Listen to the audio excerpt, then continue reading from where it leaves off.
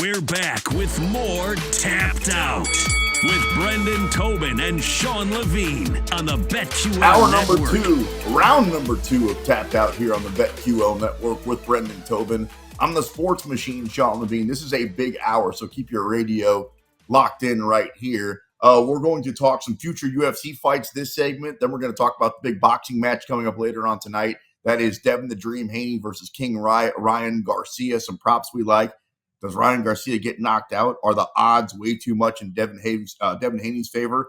And then Jorge Masvidal will join the show before we get out of here. So big final hour this Saturday night. Speaking of big, announced at UFC 300, Conor McGregor is going to be coming back officially at UFC 303 BT, taking on Michael Chandler. Before we talk about the odds and the fight and all that, it seems like it paid off for Michael Chandler just to kind of wait in the weeds and wait for that big payday. Yeah, it certainly did. You feel good because it did feel like there was some times where maybe somebody else was going to weasel in there. Does Conor even feel like he's coming back? So definitely happy for Michael Chandler. You know, good dude who has been a very, very entertaining UFC fighter, even though he hasn't had the cleanest record since coming to the UFC. Every one of his fights has been entertaining. Just like he was in Bellator. And so you think about all those years as the face of Bellator, maybe not necessarily all these people seeing you, even though you've had classics. Now he gets to have the red panty night against Conor McGregor. It paid off for him, and I can't wait for it, man. It's going to be a very, very interesting matchup, especially since it seems like he's going to have to give up some size on it. Dude, I once watched Michael Chandler fight in Bellator in an octagon that was right outside the bar in Kansas City that I was at. Like, I'm not making this up. I was at the bar. I had a couple of pops. I went outside. I didn't even know the event was happening. And they were like, hey, you like fights, right? I was like, sure. I saw Michael Chandler knock some dude out. And then here we are. That had to be a decade ago. And Michael Chandler gets his shot at the great Conor McGregor. Dare I say, I don't think Conor has much of a chance, dude. Like right now, Conor, it's basically a pick'em fight at BetMGM. You get McGregor at minus 115, Chandler at minus 105. I think even if you told me that Conor McGregor, by the way, the last time we saw him, his ankle was on sideways, is going to come back healthy, I still think he's old. I still don't think he's in his prime. And I think that the way that he used to fight was a lot like Michael Chandler fights now, which is with a bit of reckless abandon, where if these guys meet in the middle of the octagon and lower their heads, I think Michael Chandler just knocks them out. It could be done in one. He's just such a dog, Michael Chandler. Violent. Yeah, but though very violent. I mean, look, he's been in there with his UFC run. Yeah, he's 2-3. His wins definitely are against the least impressive guys at Dan Hooker and Tony Ferguson. He obviously had that crazy Tony Ferguson knockout where he rearranged Tony's face. Not nice. Almost had Dustin Poirier, but Poirier pulled out that win. Him and Gaethje was an absolute classic. Fight of the year. And Charles Oliveira. So he's had a pretty good strength of schedule, but every one where he's like, it's every time he's had to step up to like the SEC, you know, he hasn't been able to come up. So, but I don't know what you consider Conor. I don't know what conference he is. He's almost like, you know, it almost reminds me, sadly, you know what it reminds me of? Conor's a lot like the Miami Hurricanes. You know, he's a brand, but he really hasn't been relevant in a long time. And it pains me to say, Sebastian, it pains me to say that, buddy. It pains me to say that. But Sebastian the Ibis, one of the greatest bird mascots out there behind the Jayhawk. But yeah, Miami and Conor McGregor is a great comparison. Yeah, and you got the same colors too, Ireland and the Canes, you know, orange, green, and white. Like he's a little bit like them. Super cocky, both talk a lot. You know, both, I mean, just, you know, probably overpaid with their coach right now. And, you know, and so look, obviously for the sport, would it be great for Conor to come back and hit that sweet left hand and he gets to, you know, say the king is back and then everything opens up. The Max Holloway fight comes back and, you know, maybe he fights for the welterweight title. You know, he fights Leon Edwards or whoever. Everything opens up for him if he can get a win against a Michael Chandler. It's a quality opponent. But like you said, I mean, man, Michael Chandler's been active. He still is very dangerous. Also, he's got wrestling that he could go to if he wanted in that bag of tricks to wear Conor out. I just don't see where it is outside of if he doesn't get him in the first round and you know, steamroll him, feel like he's in for a very, very long night. maybe one more comparison if I can. Every year, the U has that number next to their name at the beginning of the season. I'm like, why are they ranked number 12? They don't deserve that. And then a few games in, it's gone. Conor McGregor probably shouldn't have a number next to his name at this point. You know what I mean? Like, let's see what he is when he comes back, and then maybe we can talk about what he used to be. But at this point, he's just kind of another guy. UFC 302. Actually, I have one more question about that Chandler versus Conor McGregor fight. Do you think that as many eyeballs are still going to be on Conor McGregor as there were last time we saw him in the octagon 3 years ago? Do you still think that he is the biggest fighter in the promotion when he steps into the cage? Oh, for sure. Yeah, no question. He's with Floyd Mayweather not really fighting, he's still the biggest combat athlete on the planet. Doesn't mean he's the best, but by far the biggest. I mean, dude, I've watched stupid Roadhouse reboot just because of him. Like, we're fascinated by him. When he was punching Bernie the mascot during the NBA Finals, couldn't keep my eyes off him in a velvet suit, and my favorite basketball team was playing for the championship. Like, there's just something about Conor. He's crossed over. We're all very interested in him. Sometimes even, we're like, we're cringing. He's kind of like the closest thing MMA's got to Tyson. Like, it's like you're going to be fascinated with everything that happens to him, even, if he's fighting a YouTuber at 60, from 30 years from now. He might be. UFC 302 is now just a couple of months away.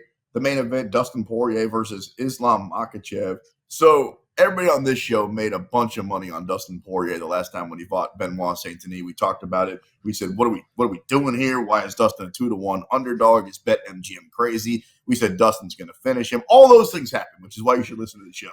I'm going to say all those things again, even though we're a couple of months away from the fight.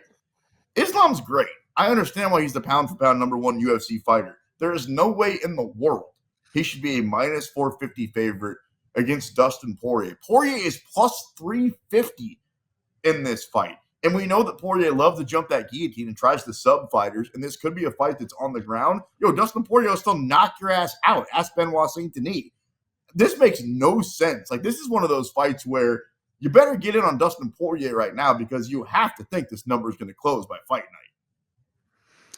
Yeah, and the thing that's going to be interesting with Islam, too, is, does Islam feel a little froggy right now? Like, everybody, he's not Khabib in that, like, Khabib is going to go in there every single fight, and he's going to grab the one leg, and he's going to trip you, and he's going to hold you against the cage, and he's going to hold your arm back. Like, with getting the head kick over Volkanovski, is he feeling a little bit like, I could show you what I got. I got some TKO. I got some hands. Because if he tries to throw with Dustin Poirier, that could be a dangerous game. We saw with Benoit, because Benoit Saint-Denis had a great first round against Dustin Poirier, and made Poirier think about some things, and then got a little cute, and Poirier can turn the lights out just like that. Doesn't take very much. There is a path to beat Dustin Poirier. If you keep it a grappling game and, you want to slow roll it, like, you could probably find at one point that neck and find a way to choke him out. But I think the one thing with Poirier, man, he just is a wild card right now. Like, he's not listening to his coaches. I mean, I'm sure if I have conversations with Dia Davis and they're sitting there and be like, please stop jumping the Gilly, please, Dustin. And he's not going to listen because he's just like, he's an old man now and he doesn't want to listen to his coach. He's going to do what he wants. And because of that, I know that he's your guy, and I know you're tight with his boxing coach, Dia Davis. If he was to win that fight and get the belt this late in his career, he might lay down the gloves. I know the Diamond says that he wants to keep fighting, but if he wins that fight, that might be it. What a way to go out. It'd be so cool. It'd be so cool to have everything that he's done in this career. And if he were to actually be able to get that, I'm glad that, there was some questions about taking that Benoit Saint-Denis fight. And Dana White was obviously very impressed with him. And that's why he's getting this almost this fast pass back to the belt, because I'm sure Sarukian sitting here. I mean, that whole thing about Sarukian saying like, "Oh, I got offered that night the fight," and they said you got to be ready by June 1st. Like, I don't blame Sarukian for not wanting to, jump right into a title fight. I think he's got the credentials to wait it out, but I'm not gonna lie. Like, I'm more interested in seeing Dustin Poirier fight for the belt than I would Sarukian versus Islam. It just is what it is. Well, Sarukian was probably flustered that he won that fight. He was like, "What? I can't believe they called my name. Everybody knows damn well Charles Oliveira won 2 rounds, but we must move on. And also, Sean just like Strickland, can any of us in good conscience just pass up the opportunity to? It was like it's just like the Volkanovski fight, the second one. It's like, can any of us in good conscience really pass up 3-1 odds on Dustin Poirier? You gotta take it. You gotta sprinkle something on Dustin. almost 4-1, sitting right now at plus 350 at BetMGM for Dustin to take out Islam. Also, you can get pretty good odds on Paulo Acosta if you think he can take out Sean Strickland at UFC 302. I thought this fight should be a lot closer to a pick'em. Sean Strickland all of a sudden gets these crazy odds in his favor. I said earlier on the show that I don't want to say he's overrated. He's a friend of the show. We had a really fun interview with him when he came on. I like Sean Strickland as a person, as a fighter, but I also think that we saw him in a perfect fight against Israel Adesanya, and not everybody, a lot of people think that's who he is. What I'm trying to tell you is I think Costa's going to win this fight, and I think he knocks him out. I think they stand and bang in this fight. Nah, I agree with the odds. I think that Strickland, first of all, that fight against Dricus du Plessis, like he didn't win, but it was close. It was. I think that was one of those where I think I was a little salty, having some money on Strickland that night. But just Costa, I just don't trust him. Like he's very talented and he's obviously very entertaining and he looks like an action figure and all that stuff, but I still just don't trust him. Like overall, this is a guy. He's got a lot of Johnny Walker in him, not the liquor, the fighter, doesn't he? Everything you just said. Like, look, his only win over the last 4 years was over Luke Rockhold at the end of it, and that was a weird fight. Really? Yeah, like he's lost to Whitaker. I mean, it's good competition. I mean, he's fighting Adesanya and Vettori and Whitaker, and he's got that win over Rockhold. And then before that, in 2019, he had the weird fight with Yoel Romero. But yeah, I think Sean Strickland is, with how active he's been in main events, he's been at the championship level. I'll probably bet him to win by decision so I can get better odds on it that night. But I think that it's an appropriate line for Sean Strickland that night. I can't believe that Costa's only win in the last few years is that, remember he was rubbing the blood of Luke Rockhold. You turned into your daughter Sophia all of a sudden. Ew, gross blood. Oh, it's like, that dude, was so you gross. covered Yeah, this sport for a living. You're crazy. That was dude, awesome. He motorboated him with blood. That was disgusting. You're a savage if you like that. Oh, I loved it. I didn't like it. I loved it. UFC 301 leaves a little bit to be desired, if we're just going to call it what it is. But that's what happens after the greatest card of all time. You got Pantoja Usyk. You got my boy Jose Aldo Jr. versus Jonathan Martinez. You got Lionheart Smith versus Vitor Petrino. Who do you think has more gas left in the tank at this point in the career? Would it be Lionheart Smith or would it be Jose Aldo? Both guys obviously nearing the end of their career. Yeah, I'd go Jose. I mean, first of all, what is Jose? Probably what is he? Jose Aldo is 37. I think we all probably think that he's 43. I was gonna say 45, dude. He's only 37. Yeah, no, really? Yeah, he's still capable, man. I mean, he just lost to Merab was his last loss a couple of years ago, so he hasn't been in the cage in a while. So I mean, Merab's gonna fight for the belt. There's no shame in that. Before that, he was on a 3-fight win streak. Anthony Lionheart Smith's it's been some hard times for him, man. He's he's lost, and he's lost some brutal ones. Like that last one to Khalil Roundtree was a tough one. And Ankalaev got him. The Ryan Spann fight was very, very controversial too.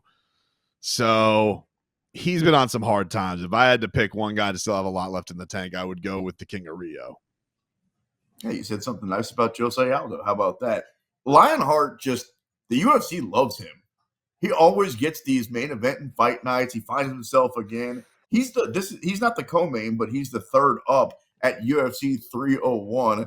I don't know what Anthony Smith, and I love Anthony Smith, and he came on the show also. Friend of this. At this point, we've had pretty much everybody on. Remember how chill he was? He was just chilling out. He was chilling. He was the backup fighter. He's what? Oh yeah, he's the backup fighter for what was that? What fight was that?